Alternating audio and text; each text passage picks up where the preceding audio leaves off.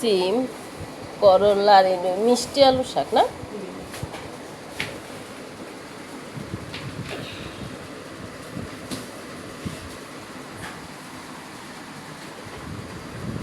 এই যে মাছ আমি হালকা করে একটু ভাজা দিয়ে নেব, একদম বেশি ভাজা দেব না, একটু হালকা করে ভাজা দিয়ে নেব।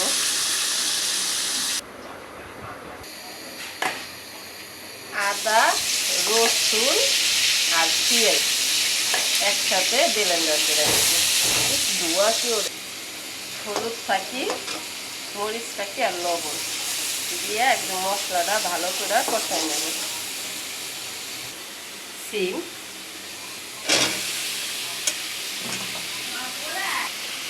হালকা করে মাছটা ভাজা নিচ্ছি।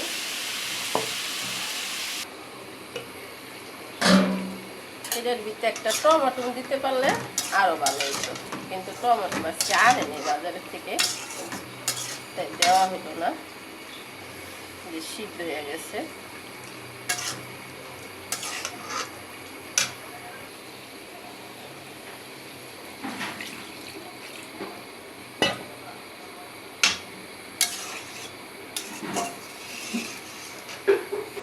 এই যে করলাটা কাইটা ধুয়ে নিছে, এরকম করে চিপড়াইলে তিতা পানিটা বাইরে যাব। এই জোসটা কে কে খান কমেন্ট করে জানেন। এই দেখুন এই পর্যন্ত বার করছি, এটা এখন খাবো। যে জলটা ফুটে গেছে গা, এখন আমি মাছগুলো আস্তে আস্তে করে দিয়ে দেবো।